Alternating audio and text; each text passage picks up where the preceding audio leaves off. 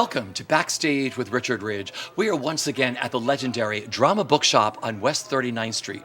And my guests, Patti Murin and Colin Donnell, are one of Broadway's favorite couples. And so many wonderful things are happening for them, including expecting their second baby girl, a brand new Peacock TV series for him, a brand new Hallmark holiday film for her, and they just released their first joint album called Something Stupid on Broadway Records. Please say hello to Patti Murin and Colin Donnell. Well, first of all, it is great to be sitting with both of you in person. Yeah. In person, face to face. And here we are at the Drama Bookshop. Which is absolutely stunning.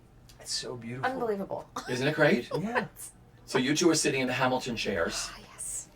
I'm in the color purple chair. I love it. I love this. I love but it. it's so great to see you outside a little like Zoom or StreamYard screen. I know. Off the I mean, computer into real life. yeah, I did have to put on pants today, which might be a first for our interviews in the last 3 years, but that's okay. But everybody said the same thing. It's like I dress from the shirt up during those things, and it's like, do my pants fit anymore? Can I walk in shoes? It doesn't even matter. What's even in fashion? Yeah. You're right, it doesn't, We'll have to congratulate both of you as we get started because you're about to become new parents all over again. Yep. Baby So tell girl, us what's happening. Yeah. Baby girl number 2 due in mid-April, which is terribly exciting. Yeah. I keep my little Elsa and my little Anna, have to get Cecily a sister. We're very excited. We're very excited. It's crazy.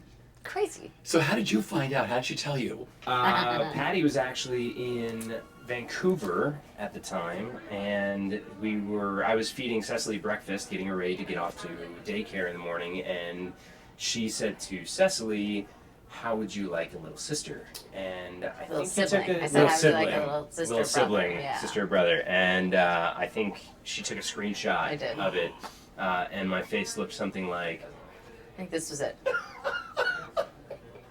For about what seemed like about 5 minutes. I was like, hello? Yeah. Did we freeze? Are you guys Hello? frozen? Yes, I Yeah. was there filming actually the Hallmark movie that we're going to talk about. And it just, I don't know. I was like, okay, I guess I should take a pregnancy test. And then I was like, there it is. Yeah. We actually weirdly have not been together either time that I told him I'm pregnant because the first time he was in Vancouver. That's right. Vancouver's a lucky place, right? guess Find so. out if you're pregnant. Either one of us always has Yeah. to go to Vancouver, or Yeah. neither of us can go to Vancouver ever again. Yes, Yeah. I think that might be it. Yeah. And the second, the first Hallmark movie we did together, I was also very newly pregnant then. So it's something about Vancouver and Hallmark movies. So Okay, now you sort of sensed that it was going to be another girl. I did. Yeah. Why? I did. How'd you know? It sort of felt exactly the same physically as it did with Cecily. Just the symptoms, just how everything was sort of like, kind of like manifesting and everything. And I also just really was desperate to believe it was a girl. Yeah. Obviously healthy, 10 fingers, 10 toes, whatever. Yeah. That's all you want. But I have a sister that's 3 years older than me, and we have a very, she's one of my best friends in the entire world. And so I just really wanted it to be another girl. And also, I'm kind of lazy, and I didn't want to feel like learning about another entire, I was like, just even all the mechanics of everything. I was like, let's just stick with I what know we've these. got. The Exactly. mechanics. Yeah. Mechanics, Mechanics. I like that I don't know word. how they're gonna grow up. That's totally Yeah. fine. But just in terms of baby, I was like, I'm getting older. I can't learn this. I love this. Now, because you came with your sister, you were all boys in your family, right? Yeah, 3 boys in my family. So having a daughter in the first place was a whole new thing, yeah. and now there's going to be 2 of them. Yeah. But I was thrilled. I love being a girl dad. Yeah. And again, there was never any oh man, I really hope I have a boy. I don't care. Yeah. I'm so thrilled to have 2 girls, and like Patti said, as long as she's healthy and we can make her happy, and Yeah. Whatever. it doesn't matter. Yeah. Because you said you love being a girl dad. Yeah. I mean, why? Like, what was it about that? I mean, we're the same way. I have a lot of siblings, and my brother's like, oh yeah, I love all girls, or whatever, I don't know, Someone there's says. something, everybody always says that, especially when they grow older, I love the idea of her being a daddy's girl. So Yeah. And do all the stuff that I would do with a boy. Who cares? Get her out in the backyard and toss her around and play football or baseball, or it doesn't matter. Who cares? Yeah. So, it's just happy to have a kid. Yeah, Yeah. totally. Yeah. All right, Cravings that you had on the first one. Are they the same cravings you have for the new one? Basically, yeah. So I go back to my childhood menu. Ooh, which so I eat a is? lot of Well, this hasn't happened this time around. The first time around, I would eat frozen waffles, but still frozen, Really? like from the freezer. Yeah, just straight out of the box. Is that because you did frozen? I don't know. I think it was because the first time around when I was having my morning sickness and like just nausea, it just was palatable, and I was like, no, I want cold. I want like an Cold. ice. But I this is shameful. I eat Chef Boyardee. In a can. In a can. But is there a certain type of Chef Boyardee? Spaghetti and meatballs. All right. Because I bought the wrong Chef He bought me Boyardee. beefaroni. I was Okay. like, what in the name of beefaroni? I was like, no. So I grew up vegetarian. Yeah. Did you? I did, and so Chef Boyardee was never part of anything growing up. Sure. And then I To be didn't know fair, what I was looking for. Chef and so- Boyardee meat is not real meat. It's It's not true. meat. That's definitely not meat. That and And also, you just saw all the cans there. I You just were saw like, the I just cans. grabbed I a can. saw a Yeah. I was like, cartoon oh, of a man God. on the thing, and went, Yeah. might as well okay, bring me that home looks- hamburger helper. Yeah. Ugh. Oh, I loved hamburger helper growing up. We used to eat it all the time, and then my mom served it like 6 too many times. So I was Okay. like, Mom, I'm done. Well, see, I came from a big family of 6 siblings, so it was So like it was just- like 4 boxes of there it hamburger is. helper or a big or 2 tuna casseroles, Yeah, and just- they were gone by the end of a meal. That makes sense. That makes sense. Yeah. That's, even with 3, my mom had 3 of us at one time. The 4th Yeah. came along later, but it was just like, here you go, hot dogs, macaroni Yeah. and cheese, and that's where I am now. I eat Pop-Tarts, I eat macaroni and cheese, hot dogs have come back, bologna sandwiches. I mean, So then you make your own lunch then? I make my Oh, own. yeah. Everything, right? Totally. he puts vegetables on his stuff. Yes. All right. I drink V8. Trick vegetable. To be clear, though, it's not that different Yeah, from yeah. how she normally eats. Yeah. So I don't usually let myself Yeah. stretch so far into like, canned food. I But love it. Okay, but Chef Boyardee like, is it. if that's what I want, that's what I'm gonna eat. All right. Mm-hmm. So the little one. Yeah. Vegetables? Does she eat vegetables yet? Yeah. She'll eat vegetables. She's like, she's not too picky of an Yeah. eater. Like she's a toddler, so Yes. she's a picky Yeah. eater. Yeah. But it doesn't, she Yeah. kind of tries everything. Yeah, she had a couple bites of steak the other night just because we were Nice. happy. Like, if we're having, we have to do the thing where we have to start eating it, and then she'll be like, Yeah. I want that. You can't Yeah. be like, do you want this? Because she'll be like, no. Because you're not eating it. Exactly. Yeah. Exactly. And then she'll steal your food. So you have to sort of plan ahead that way. But yeah, she'll, she really likes carbs. She likes bagels. She likes plain bread. But she eats yogurt and apples. She eats a lot of fruit as well. But yeah, she likes sweet potatoes. She likes carrots. She'll eat carrots when we put them in her lunch. That is great. All right, I'm not asking you the new name, but I'm saying, is that what's going back and forth at home? Kinda. Yes. Okay. Kinda. We're throwing around some ideas. Yeah. We haven't settled on anything, so even if you asked, we wouldn't be able to. Yeah, tell you. yeah. Cecily, we knew the name the whole time. Oh, you did? Yeah, Yeah. we had that name for a while. Yeah. And this next one, I'm like, we have some options. Yeah. But it's just not quite as clear cut, which Yeah. is kind of fun. But then also, you're like, what are we gonna name this kid? Well, you got a few months, because now till I know April. it's true. Yeah. It's true. Mm-hmm. Okay, being parents. How has being a parent changed the way you look at your life and your career? I mean, it's totally different. Mm-hmm. There was having the time at home during the pandemic Yeah. to Yeah. just be there with Cecily, not having to worry about going off for work, not having to go off on auditions.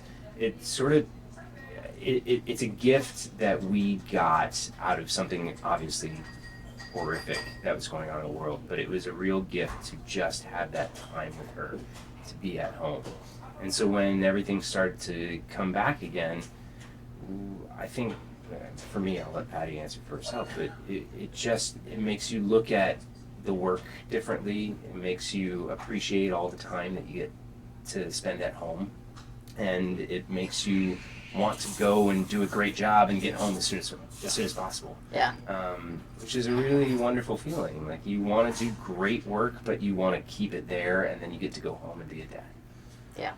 Yeah. For you? It's all of that for sure, and also, while you're at work, different things are important. Yeah. So much of it was about like, okay, how can I get to the next job? How can I get to this next level of, success or whatever or whatnot? And now when you're at work, it's like, okay, how many hours am I working and how much time am I gonna get home Yeah. with my child? And that's really lovely. It feels very mature, which I'm not used to feeling. It feels very adult, Yeah. But it's so true. And you really, the things that I know I've chosen to do have been worth it, because for me, especially as her mom and as a woman, I want her to see me going to work and doing something that I love. And so it's no use for her to see me going to work doing something that I don't love, or that I'm miserable doing, and just doing just to work, or just to. And so that is really important, that if I do have to walk away from her and she is upset about it, the message is like, this is what I love to do, and you can also, when you grow up, you can do whatever that is to you. Okay, does she sing at home? Yes. She does. Yes, constantly. All the time. Mm-hmm. So there's showbiz aspirations already, right, you think? Well, we'll see. I mean, yeah, she sings to herself. She's not like when you start to sing a song, she'll kind of stop and look at you. She won't really sing along, or if you're like, hey, sing this, she does. She's her own. She's very independent. She's her own little person. There's no surprises there. Yeah. From both of us. I mean, Totally. It's like, yeah. But she also likes to listen to music too. She loves listening to the music that we put on, and right now she's really into Taylor Swift's new song "Antihero." She asks for it in the car. Mm-hmm.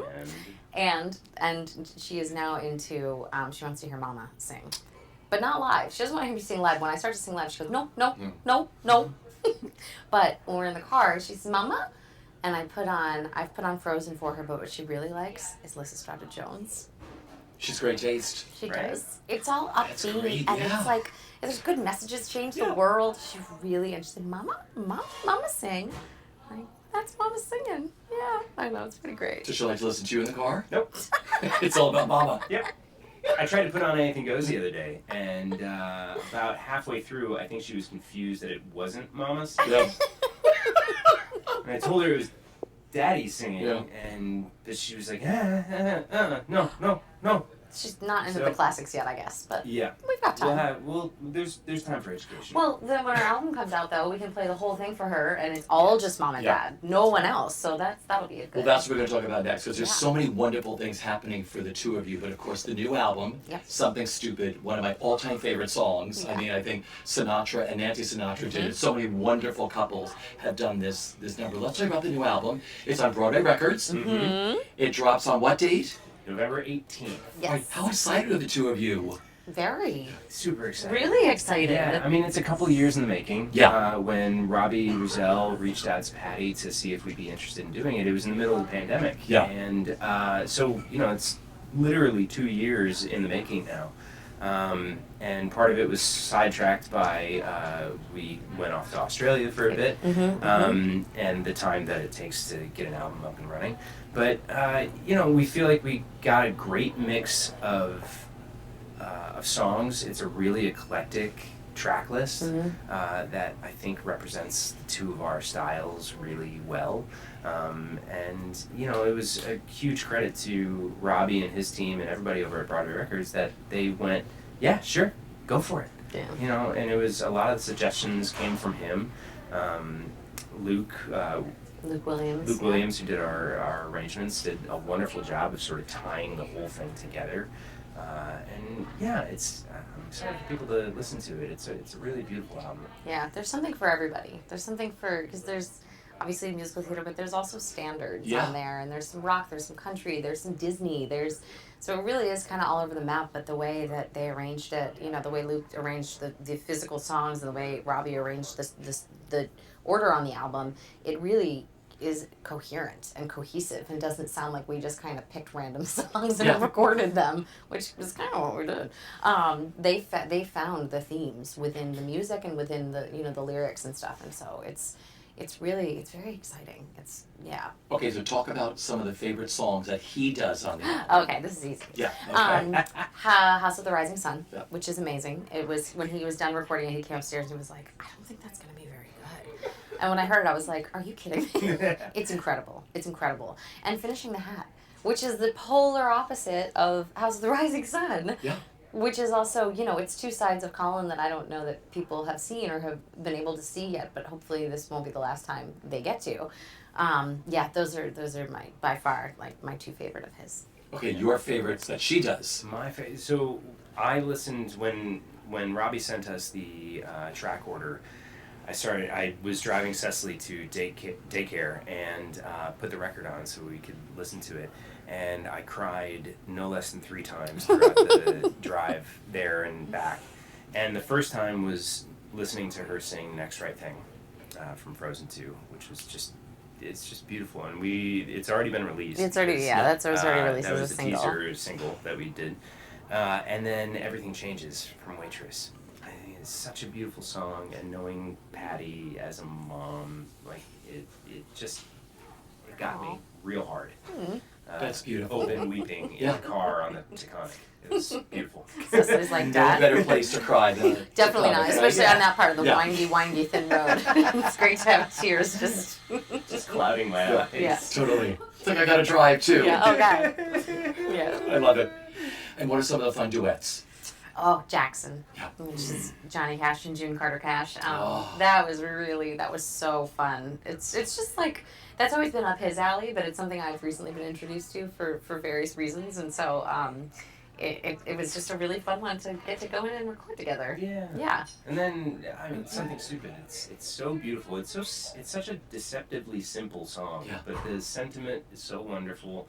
And I mean, when we get the chance to sing together, which isn't truthfully all that often, I just love how our voices match. Yeah. And we follow each other's leads very well, and so it's just fun to hear it blended together in a really classic way. Like that. Yeah. With those, especially the way the song is constructed, with the tight harmonies and the part, I feel like it's really a great song Yeah. that many people don't know by name. So when they hear, they're like, Yeah, almost oh, I know that something song. stupid. Yeah, They're exactly. like, you know the Or I song, saw you it on just don't YouTube. know you Yeah. know that song. Yes. You record it in your house. You have a recording studio in your house, right? We do. That's gotta be great. Like go down the stairs, like feed her lunch or what. We're going downstairs now. We're gonna record. Yep. It's very convenient. Yeah. It's been great because I do audiobooks, and Yeah. he recorded another album with our great friend Brian Yusufer. And so when the time came to record the album, I was like, oh, well, yes, because it's here. Literally, the studio is set up for us, and so. Yeah. Was there one number that you did that you didn't think you were gonna do or you didn't think was gonna work that you did together and you're like, oh my God, this was perfect for the album? I mean, America. Oh I think America ended up being a surprise to both of us. Yeah. And the way that he wove in the other song into it towards Yes. the end. I Will Follow by Jason Yeah. Robert Brown is. Sure. Yeah. I think Luke did such a wonderful job of putting sort of Easter eggs throughout the entire album and weaving songs together. That one really took me by surprise when I started to listen to it. And hearing it back for the first time, I was like, oh man, that sounds great. Yeah. I was like, I'm proud of that. Yeah. I just think it's so great that you're able to record the album in your house. I mean, Yeah. this is what the pandemic offered to a lot of people. Like I said, being there to watch your daughter grow and spend that quality time with her.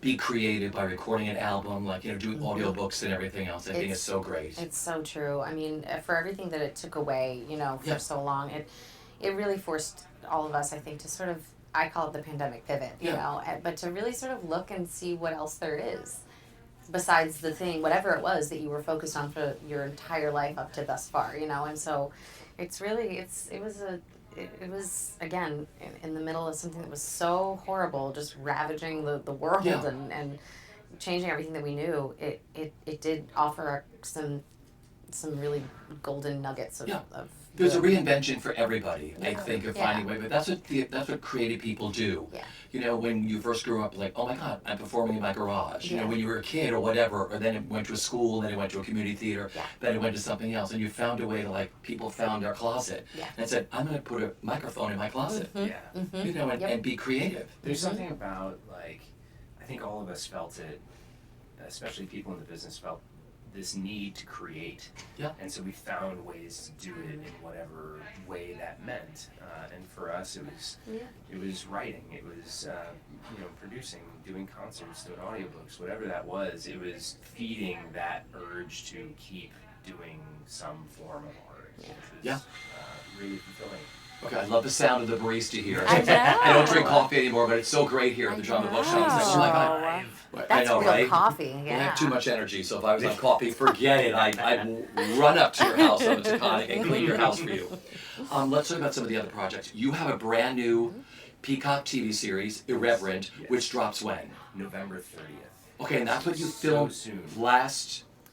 You were in Australia. Yes, we were in Australia from September 2021 to the beginning of March of 2022. It was just about 7 months over there. Who do you play? It sounds so fascinating. Yeah, this so He's the lead. He's the star. Oh yeah, I know he is. He's the star. So I play a criminal mediator from Chicago who a deal goes bad for him and he ends up having to go on the run and winds up impersonating a preacher in a little tiny beach town in the far north of Australia in the state of Queensland, and hijinks ensue.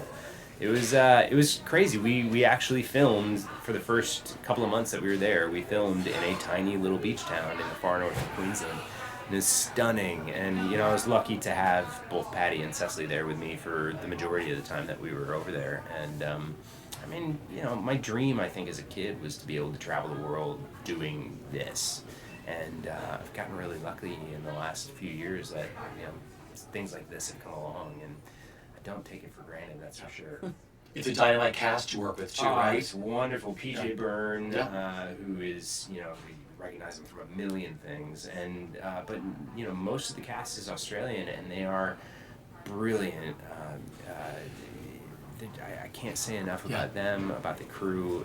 We had wonderful directors, and our creator is a brilliant guy who this is his first American series that he's producing, and I'm so excited for people to see it. It feels like we shot it so long ago, and now that it's finally hitting the air, I'm nervous and excited. That's right. So it's on Peacock. On Peacock, November 30th. All the episodes are dropping at once, so you got your holiday binge TV watching all settled. I love that. And then you have a new Hallmark holiday film. Yes, a Hallmark Christmas movie. In Merry Measure. In Merry Measure, yes. It actually came out, premiered last Friday. Yeah. But with the movie, they're on constantly. They'll be on constantly through New Year's, and then for every single Christmas season for the rest of my life, probably. That's great. Yeah, it's pretty awesome. Yeah. It's pretty awesome. It was really fun. Like I said, I did it in Vancouver, in August. Because they shoot their Christmas movies in the summer, and So they fill the set with snow and everything else. just all their special little tricks with the snow blankets and then the stuff on top. It's, but luckily because it's Canada, it's not crazy. What they call, when they get a heat warning up in Vancouver, it's like 90 degrees. Okay. And I was like, all right. And I had just come from St. Louis, which, was like 110. Yeah. I was like, okay. Okay, it's like fall. Yeah. So wearing the Christmas sweaters and all that stuff is not nearly as painful up there as it can be, when you're shooting it in a place that's just generally warmer. Now, who do you play? I play Darcy, who is a former pop star who decides, she's struggling in her career, trying to sort of reboot everything, and she decides to go home to visit her sister and her niece in Dayton, Ohio for Christmas. And she ends up coaching the Christmas choir from her former high school and coaching with her former rival, who happens, of course, to be the music teacher, a good-looking man, and so they have to find a way to get past their differences and lead the team to victory. But then, of course, and she's still trying to get a record deal, and it's pretty great because it's very Sister Act too, because there's a group of teens that sing, and they're just so talented. And people are like, is that really them singing? I'm like, oh yeah, that is absolutely them singing. They're phenomenal. And it's just really fun, and it was just a great experience. Yeah. No one does it better than Hallmark. No. So what's it like living in their world? It's Being on that set. It's Christmassy. Yeah. Yeah, totally. It's Christmassy, but 80 degrees outside. It's great. It really sort of puts you in that sort of holiday spirit, because there's the scene with gingerbread houses, and I have like 6 different pairs of like fun pajamas and Christmas pajamas, and you've got your fun little coats on and everything, and you're singing Christmas carols, and it's pretty great. They really do sort of transport you for the 3 weeks of filming that they do. So it's all done in 3 weeks. 3 weeks. Every movie they do is 3 weeks. That's no wild. matter where. We've done movies in Iceland, in Malta for them. It's no matter where it is, there's 15 shooting days, and that's it. It's amazing. It's amazing what they do. And they have an incredible fan base all around the world. Mm-hmm. Yes. That watch Hallmark movies. Yeah, and what I think that's so cool too is that they do go to all these countries and shoot. because like the one we did in Iceland, Love on Iceland, it was like a love letter to the country of Iceland, and it's stunning. I mean, it's gorgeous, and so it's really cool, I think, for people to, to see their countries being represented in these beautiful ways, because Hallmark it is really positive and really, uplifting, and they shoot everything beautifully, and so no matter where they are, everything just looks just really beautiful. Yeah, we fell in love with you all on stage. I mean, you're stage animals, the Broadway animals or whatever. When you first did your first TV or film, did you grasp the art of filmmaking right away, or was it like, bring it down, oh, I see it already coming from this one. No. I sort of learned very quickly, like, okay, the person you're doing the scene with, just talk how loudly they're talking. If they're talking a little bit louder, you talk a little louder, but if they're talking down here like this, then you talk down. But now what happens is, I feel like when I go into audition rooms, or like, now I TV act in a Broadway room, right? Yeah, which is like truly a problem I never thought I would have, but it really is sort of like getting in and out of a mode. This one though. Oh no, I thought I was gonna get fired when I got home. No. I seriously, I was doing Anything Goes, and I did an episode of Pan Am, and I remember walking back into the dressing room afterwards, and I talked to some of the guys that were in there, and I said, "Yeah, I don't think I'm going back." Oh. Yeah. I think I'm getting fired tomorrow. It didn't happen, luckily, but I still don't know that I know what I'm doing. Oh, please. No, I mean, there's a great Paul Newman quote when they asked him later on in his career, like when he got comfortable in front of the camera, and I think he said, "I'm not." Yeah. It feels about right. Like doing this last show, doing Irreverent, I was there every single day. I mean, there was very few days that I even had an hour or two off. Yeah. And so now, like, getting to be there every day gives you a bit more comfort Right. being around set and knowing what's going on. But it's a learning experience every day, which is awesome. I mean, it's cool to be 20 some odd years into your career and still feel like you're learning something new. And if that's the thing that I try to do whenever I go to a set, is try to pick everybody else's brain so that I feel like I'm still learning. Because I've spoken to so many people who are like, oh my God, I'm on a Steven Spielberg set. I have one scene, I've met nobody yet. Yeah. I've had one rehearsal, and like, now they're ready for you to go into the courtroom and you're going to meet blah, blah, blah, blah, blah. Yeah. And you're like, and action. Yeah. And it's got to be the weirdest thing. It's a lot of pressure. And when I did Chicago Med, I did a season of Chicago Med. I remember through my brain, I was like, this costs so much money if I mess up. If I forget my lines, this is going to cost so much money. And I was like, my motivating factor. Right? You're like, well, how am I going to remember my lines if all I can think about is the money I'm going to waste by forgetting my lines? It's a vicious head game that you play with yourself. Because Dr. Channing told me that story. She was on West Wing, and she meets Martin Sheen, and he's like, "Hi, I'm playing your husband. I'm your wife," and it was supposed to be a one-off, I think. And then she did like 11 seasons. Yes. Yeah. Amazing. I mean, it happens. That's what happened with Pan Am, actually. They didn't hate me. Yeah. I didn't get fired, and I ended up doing like 3 or 4 episodes in that first season. Yeah. Or only season. I loved that show. It was a great show. I beautiful. loved it. It was beautifully done, but it took you back to a whole other time. I loved that show. Yeah, it was really fun, and some, amazing stars, and Christina Ricci and Margot Robbie, and seriously. There are many people who are trying to find their way back into this business again, and there's a lot of kids who are trying to find their way into the business now because the business has totally changed. I mean, we all know that on stage, screen, and TV. I mean, everyone's vying for the same things. Mm-hmm. So, what was that defining moment for each of you when you said, "I'm finally going to try to do this and make a living at being a performer"? What was it for you when you finally said, "I'm going to take that leap"? I don't know that I think I had a moment when I went to see The Secret Garden on Broadway, because I'd seen Broadway shows and I loved doing theater, and I had just done my first musical, but it was the first time I'd seen someone my own age on stage doing it, and that was when it kind of clicked that like, oh, this is something I could do, and then I just never really there was never a deciding. It was just that was it. That was kind of it, and I just kept doing shows, and I kept getting parts in shows, and went to college for musical theater and graduated and kept getting roles, and that was kind of it. It just kept going so well that eventually I was like, well, I'm not qualified to do anything else, so I guess I'm stuck. This is my career. I love that. For you, Colin. It's kind of the same. Yeah. In college, I went to Indiana University and I studied musical theater there, but I took everything else around the musical theater curriculum that I could to see if there was anything that sparked my interest enough.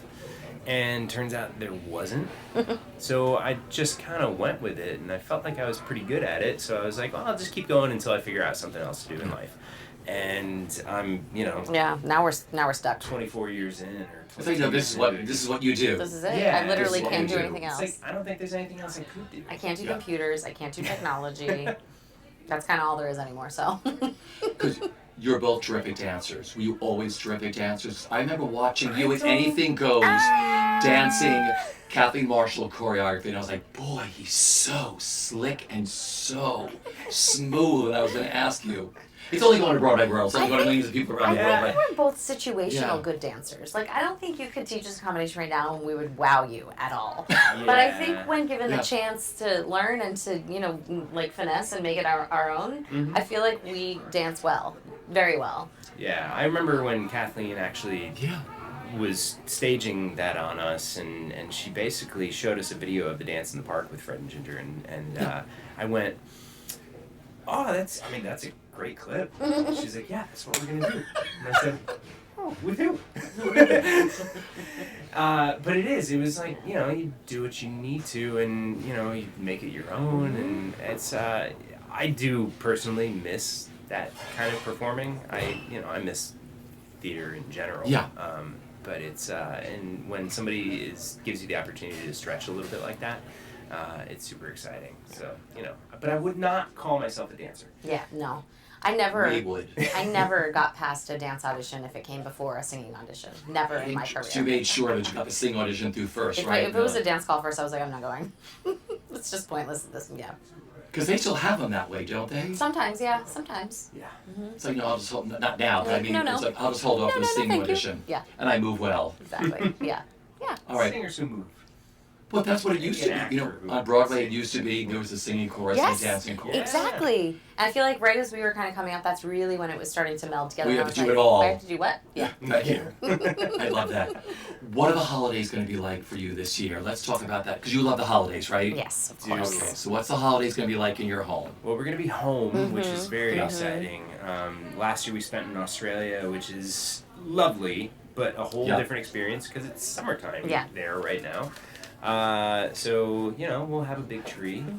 Yeah. It's probably the first year that Cecily has some sort of grasp of the concept of Christmas or Christmas trees or Yeah. Santa Claus. I don't think she's going to like Santa Claus in real life. She's Yeah. not a fan of dressed up. People in the house? No, I don't think so. No. Not this year anyway. So I think, we'll take her to see Christmas lights and kind of, so that'll be really fun. Bake I'll Christmas cookies. Struggle to light a fire. Yeah.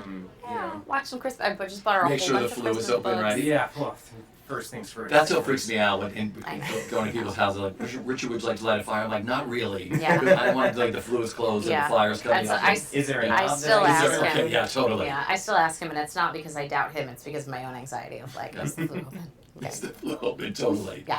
But it must be great because now I'm sure the little ones at her age now where it's sort of like, oh my God, this is what happens. Yeah, we're Yeah. getting into As the a magic holidays. of it all Yeah. now. Yeah. So Yes. it's really exciting. Yeah. Yeah.